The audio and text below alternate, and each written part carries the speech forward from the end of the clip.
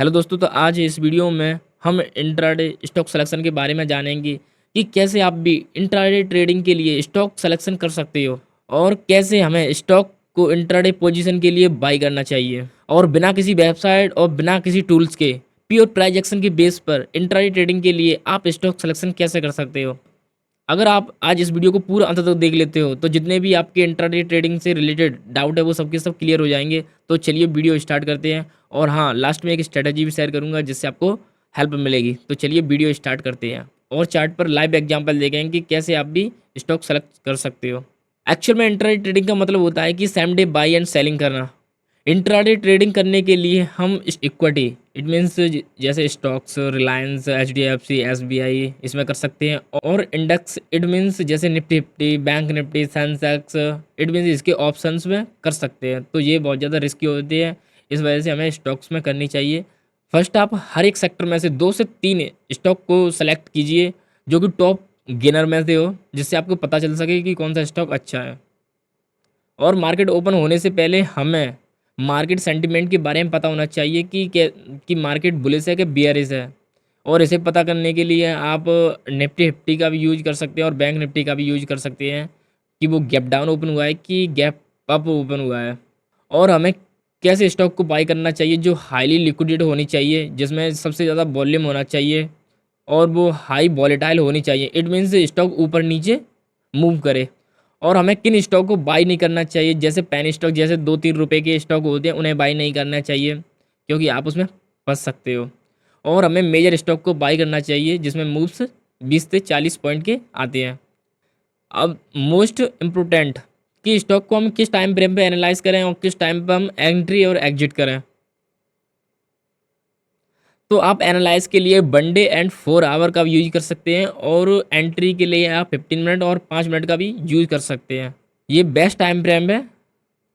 तो चलिए अब हम लाइव देखेंगे कि कैसे आप भी स्टॉक को कैसे सेलेक्ट कर सकते हो प्राइस एक्शन के बेस पर। तो चलिए अब नंबर नंबर से देखते हैं कि स्टॉक में क्या बाइंग सिनेरियो बनना है और क्या सेलिंग सिनेरियो बनना है।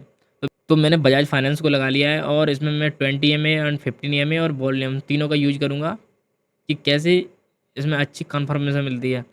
देखिए, किसी भी स्टॉक को सेलेक्ट करने से पहले उसके मेजर पॉइंटों के बारे में ध्यान रखना चाहिए कि कहीं पर सपोर्ट एंड रेजिस्टेंस नहीं बन रहा हो, कहीं पर ट्रेंड लाइन नहीं आ रही हो और उसमें 4 आवर एंड 1 डे के टाइम फ्रेम पे कैसी कैंडल क्लोजिंग हो रही है, इसके बारे में मोस्ट आपको ध्यान में रखना है। वीकली भी टाइम फ्रेम पे आप जा सकते हैं एनालाइज के लिए कि वीकली टाइम फ्रेम पे कि कौन सी कैंडल क्लोज हो रही है। तो चलिए अब हम देखते हैं। अगर आप देखोगे कि यहाँ पर एक ट्रेंड लाइन की फॉर्मेशन हुई थी और प्राइस ने इस ट्रेंड लाइन का ब्रेक डाउन करने के बाद इस जगह पे कंसोलिडेशन फेस बनाया था और कंसोलिडेशन फेस बनाने के बाद यहाँ पर फेस से इस कंसोलिडेशन फेस का ब्रेक डाउन करने के बाद यहाँ पर सपोर्ट एरिया बनाकर प्राइस इस वाले कंसोलिडेशन फेस के ऊपर ब्रेकआउट कर दिया था, लेकिन ऊपर सस्टेन हुआ तो फिर से प्राइस इस वाले कंसोलिडेशन फेज में आ चुका है। अगर कंसोलिडेशन फेज को दोबारा से इस ब्रेक डाउन करता है तो प्राइस इस वाले सपोर्ट एरिया तक आ सकता है।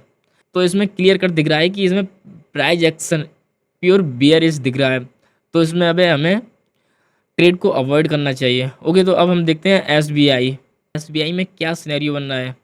तो SBI में इस जगह पर ट्रेंड लाइन की फॉर्मेशन हो रही है और अगर प्राइस इस वाले सपोर्ट एरिया के नीचे आता है और इस वाले सपोर्ट एरिया का ब्रेक डाउन करता है फिर से प्राइस ऊपर जाने की कोशिश करता है, तो यहाँ पर एक बाइंग साइड की ट्रेड को आप प्लेस कर सकते हैं और जो प्रीवियस जो टॉप है यहाँ तक का टारगेट मिल सकता है।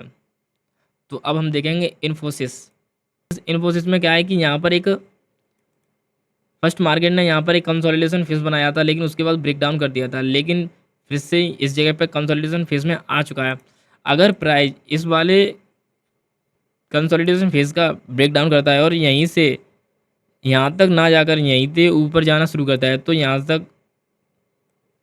पर हम एंट्री बनाकर यहाँ तक का टारगेट रख सकते हैं। ओके, तो अब हम देखेंगे ब्रेटेनिया की बात करें तो आप इसमें बाय कर सकते हो और प्रीवियस जो आपको टॉप लगे तहाँ तक आपका टारगेट रख सकते हो क्योंकि इसमें प्योर बुलिश प्राइस एक्शन बन रहा है और वॉल्यूम भी इसमें अच्छा खासा इंक्रीज हुआ है।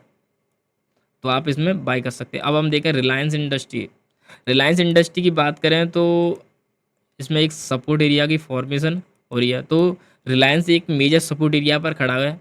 अगर इस वाले सपोर्ट एरिया का ब्रेक डाउन करता है, ब्रेक डाउन करने के बाद प्राइस ऊपर जाने को ऊपर जाने की कोशिश करता है, तो आपको यहाँ तक का टारगेट मिल सकता है।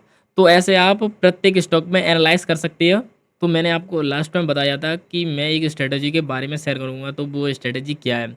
तो मैं आपको बताता हूँ कि मैंने 20 एंड 15 EMA का यूज क्यों किया है। क्योंकि अगर प्राइस इससे नीचे ट्रेड करता है, तो आप सोच रहे हो कि इसमें हमें मतलब सेलिंग साइड की ट्रेड करनी चाहिए, और इससे ऊपर ट्रेड करता है तो हमें बाइंग साइड की ट्रेड करनी चाहिए।